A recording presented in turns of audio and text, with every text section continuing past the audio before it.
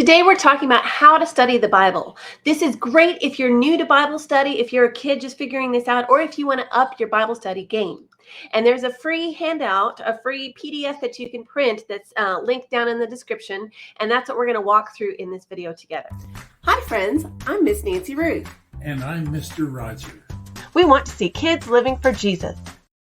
So this handout follows the extended metaphor of driving. So all things driving. If you don't drive, maybe you're too young to drive. You know, I see kids playing with cars all the time and you're learning the rules of the road. So I thought it'd be really fun to link that with that. So here we go. We start with caution.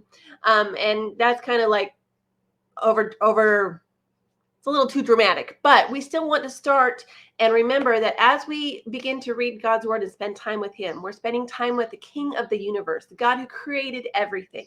So we want to stop and pray and invite the Holy Spirit to work in our hearts, to use God's word to speak to us where we are. So we always begin with prayer. So let's do that right now. God, we invite you in this time together. We invite you as we learn how to study your word and look at some of the themes of scripture. Speak in our hearts, even through this video. Give us a hunger and a longing to spend time with you in your word every day. Teach us about you. Draw us closer to you. In Jesus' name we pray. Amen. Okay, next is what you expect. Read the Bible. So after you pray, you go ahead and read some scripture. Okay, then if you want to dig deeper in your Bible study, like we're talking about today, you're going to check the surrounding traffic. And here's what I mean by that. There's a few parts to that, but the most important one is check what comes before and after. That's called the context. Context. We talk a lot about context as we were memorizing the verse 2 Timothy 3:16, and I'll link that video in the card above. But we talk about context, keeping verses in context to make sure they're not misquoted and we say what the Bible really means and intended to say. So with this context, here's how we do this. It's looking at the verses around the verse we read, as well as the whole book that the verses are from, and even all of scripture taken all together. And we'll talk about what that looks like in a minute. Okay, so that's context, what comes before and after. This is important, especially in things like when you're reading one of the prophets, like Elijah, and you're like, whoa, where did all this doom and gloom stuff come from? That's in the context. And so trying to figure out why these things are happening and why people are saying what they're saying, you have to check the context to understand what they're saying and what it means, and extenuating circumstances and all those kinds of things. All right, so that's the context, checking before and after. So the context of the scripture, the whole Bible all together, we're going to go through that just really fast. It's faster than you think, so stick with me. So God made everything, absolutely everything, created the whole universe, and he made it perfect and good. But human beings chose to sin, and sin broke the world. Okay, sin is missing God's holy, perfect standard, making wrong choices, you might say. Okay, well, and this is really broad overview, very fast, okay? God chose a specific group of people to be his people and called them out of Egypt, but they rejected the Lord and they sinned as well, like, because we're all human beings and we all have that tendency to sin, and we do that, okay? In fact, scripture says all have sinned, all human beings have sinned and fall short of the glory of God, that perfect standard. All right. And unfortunately, the punishment for sin is judgment, because God is holy and perfect and just, and he knows exactly what's fair, and it's not graded on a curve. It's did you do right or did you not? And we've all not. Okay. And so we all have to face the consequences of that. Even God's chosen people face that in the, they call that there it is, the exile. When Jerusalem was destroyed and the temple was destroyed and they were thrown out of their homes. Okay, that was their judgment. But that's not the end of the story, because we see in verses like John 3:16, God loved the world. And we see that even in the Old Testament, God loved the world and wants us to be in a relationship with him, restored relationship with him. And the solution for that is God gave his one and only son, Jesus. Whoever believes in him should not perish, but should not die, but have that eternal death, but have eternal life. Okay, and all through the Old Testament, this Messiah is promised Messiah. He's coming. He's going to make all things better. And then the New Testament, here he is. This is Jesus. Okay, Jesus is the Messiah. All right, and the Messiah is for all people, not just the Israelite, not just the Jewish people, but all people now have access to God. And we see even in the Old Testament, God has a heart for all people. But we'll get to that in the deeper videos, okay?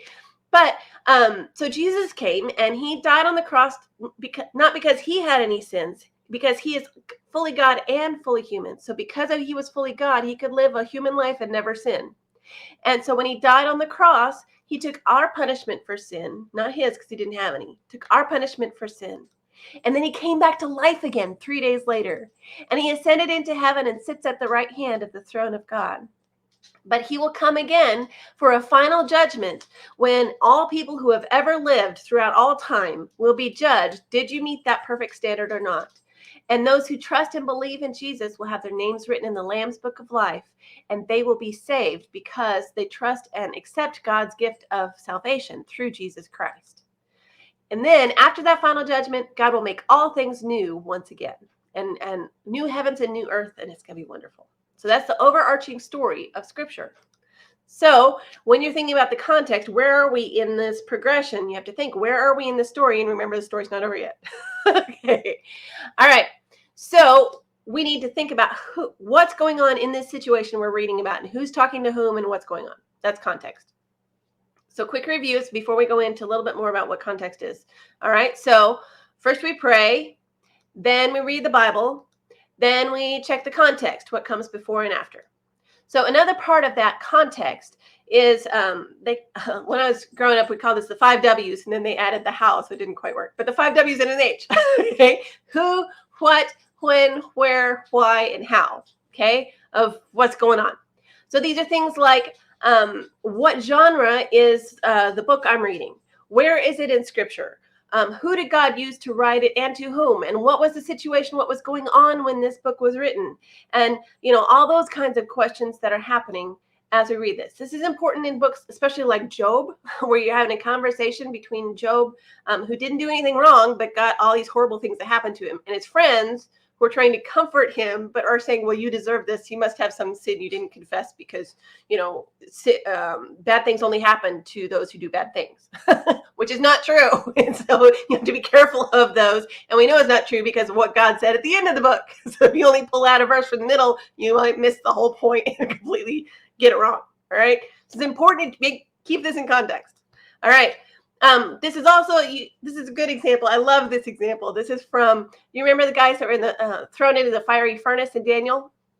Okay, so if I just pull out a couple of verses, it says, then the herald loudly proclaimed, nations and peoples of every language, this is what you are commanded to do. As soon as you hear the sound of the horn, the flute, the zither, the lyre, the harp, the pipe, and all kinds of music, you must fall down and worship the image of gold that King Nebuchadnezzar has set up. And whoever does not fall down and worship will immediately be thrown into a blazing furnace. Okay? Does that mean I need to worship a statue of King Nebuchadnezzar? I need to set one up in my home and do that? Well, let's check the context. We will know. Because if you keep reading further down, Shadrach, Meshach, and Abednego, who we know from context in this book, are men of God who want to honor God in all they say and do. They replied to him, this messenger, or to the king himself, King Nebuchadnezzar, we do not need to defend ourselves before you in this matter. We don't answer to you, king. If we are thrown into the blazing furnace, the God we serve is able to deliver us from it, and he will deliver us from your majesty's hand. Deliver means rescue and save. But even if he does not save us, we want you to know, your majesty, that we will not serve your gods or worship the image of gold you have set up. So they're being respectful to the king, but they're saying, no, we will not worship you. We will only worship God. So if we'd only pulled out those first few verses and missed what came later, we would have missed the point. The point is, no, you only worship the Lord your God. So, all right, context, you got that. That's very important. The other part of context is, do you see any repetition? A repetition is kind of like sirens and flashing lights in the Bible, and it's very important. It shows us that this is an important thing. Okay, it could be as simple as something like, truly, truly, I say to you, or some translations say, verily, verily, I say unto you, or very truly, I tell you. This is verses like John 5:24, where Jesus says, truly, truly, I say to you, whoever hears my words and believes him who sent me, remember this is Jesus speaking, has eternal life. He does not come into judgment, but has passed from death into life, whoever believes in Jesus. All right. We also see a lot of repetition in Hebrew poetry, and we did a whole video about that. I'll link that. Ooh, it's hard to see my hand, but over here, somewhere up here, I will link a card to where you can learn a little bit more about Hebrew poetry. Okay. Okay, another way you can see repetition is in cross references. I love cross references. This is one of the things I love about Bible study.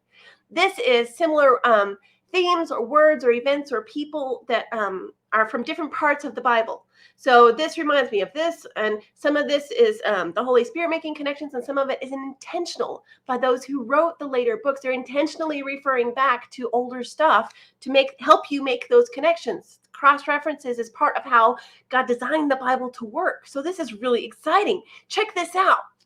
Okay, it could be big things and big events. Like, do you remember when God told Abraham, take your only son, one and only son, and sacrifice him to me? But before Abraham killed Isaac, the angel stopped him and said, "Don't stop. Don't hurt the boy, because now I know that you believe." And instead, God provided a ram, a lamb, a male sheep, to take Isaac's place as a sacrifice, so that Isaac didn't die. The ram died in his place. So then later we see Jesus, who's called the Lamb of God, who dies in our place on the cross. Isn't that cool? I love this stuff. That's one of those connections, okay?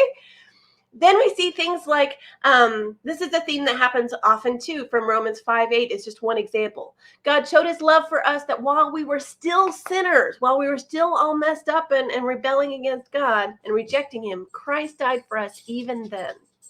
Hello, puppy. Can you hear my puppy running all around? He just jumped off the sofa. Okay. All right. So that's some of the cross references. Here's some more. One of the main themes all through the Old and the New Testament is this Messiah, the Christ. That's the same word in two different languages. Messiah is Hebrew, Christ is the Greek. It's the same word, Messiah. Okay, so the Messiah is promised all through the Old Testament, the Hebrew scriptures. He's going to be the King of the Jews. He's going to save and free his people, and he will inaugurate God's kingdom. And we see that fulfilled in the New Testament, and then even later in Revelation, which is prophecy of things that are still to come. All right, so quick review. Deep breath. You're doing great. All right, here we go. So we start with prayer, then we read the Bible, then we check the context, and there's all kinds of things with that. And then here's the next part. How does this change how we live for Jesus? It's not enough to just read the Bible. We need to do what it says. In fact, I'll have a verse about that later. So I use this stoplight or the traffic light to help us think about different ways that it could change how we live for Jesus. Okay, so first we have the stoplight. All right. Is there a change you need to make? Is there a sin you need to confess? Is there an attitude you need to change? Okay.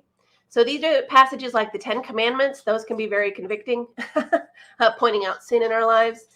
Things like the Sermon on the Mount, even, where Jesus says things like, you've heard it said, do not murder. But I tell you, if you tell someone, you fool or you idiot, that's the same as if you were killing them in God's eyes. That's the same.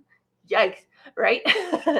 Okay, then we have passages like Philippians 2:14 and 15a, do everything without grumbling or arguing, so that you may become blameless and pure, children of God without fault in a warped and crooked generation. Okay, then we also have passages like Psalm 51 that shows us how to confess our sins, how to tell on ourselves to God and not make ourselves right. We don't do that, but Jesus makes it right for us. But how we can come before God humbly and pray and confess our sins. So Psalm 51 is one example of how we can do that. We also see verses like Romans 6:23 that tells us the consequences of our sin, why we should stop doing these things. For the wages of sin is death. The payment, the punishment for sin is death. But the gift of God is eternal life in Christ Jesus our Lord. And remember, don't get stuck on the sin part and say, well, there's no hope for me, because there is hope. Remember. Verses like John 1:9, and there's many examples of this. I just picked one. If we confess our sins, we tell on ourselves to God and humbly come before him.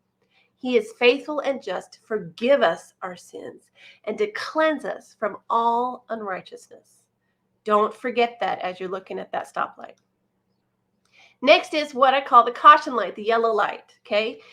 Typically, this is where you're supposed to slow down because it's about to turn red. Okay, not everybody does that, but this is what it's supposed to be. Okay, so this is things like, is it a warning? Are there instructions to follow, or does it change how you view God? Now, this can often spill, and there's kind of some overlap between the red and the green light, and that's okay. It's just kind of that middle ground where you're not quite sure which one it is, so it would probably be in the middle. All right, this is things like, as we're reading the life of Saul, it's a cautionary tale. A lot of warnings in there. Don't be like Saul. Okay, he did a lot of things where he messed up, so that would be a yellow light. Okay, things like the humility of Christ, the Christ hymn in Philippians 2. That's not a negative warning. It's a positive warning of things that we need to do to follow Christ's example in humility. Okay, this is another kind of neutral command that God just says, go and do this. He says, you will receive power when the Holy Spirit comes on you, and you will be my witnesses. You will tell people about Jesus. Jesus said, you will tell people about me in Jerusalem, where you live, in all Judea and Samaria, the surrounding areas, and to the ends of the earth. Okay, then we have our green light, our go light. Okay, so here we go. This is really fun. This is the marching orders. Oh, I skipped ahead. These are the marching orders, the commands to obey, or an example to follow, or it might lead us to go and worship the Lord.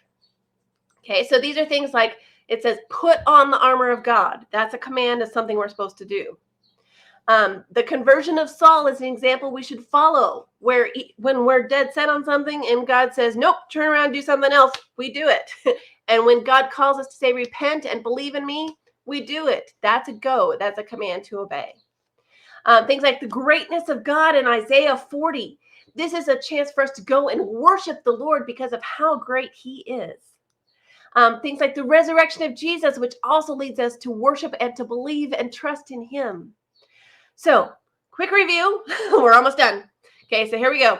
We pray, we read the Bible, we check the context, and then we look at how does it change how we live for Jesus. All right? And then it's not just enough to think about it. We have to actually go and do that. Okay, so how we live about Jesus is thinking about it, but also going and applying that in our lives to proceed accordingly. Remember what it says in James 1. Do not merely listen to the word and so deceive yourselves, lie to yourself. Do what it says. It's not enough to know what Scripture says. We need to live it out and let God put it in our hearts, get it down into our hearts and into our actions even more so. Okay? And then we go and we teach others how to do that too, because Scripture is our place for truth. Now that seems like a lot, right? But remember, you're not doing this on your own. The very beginning, we invited the Holy Spirit to come and work in our hearts and our lives, and he does. He loves to glorify the Lord and magnify Jesus, make Jesus great through us. And he's going to give us what we need to live for him. If you'd like to continue to study Scripture with me, following this pattern, you can link the QR code or join the E-Team in the description below, and we do family Bible studies like this every week. Don't forget to subscribe. We post memory verses in 4 translations, key passages, answers to Bible questions, and more. Check out our store and freebies at parentroadmin.com. We love you, friends. See you next time.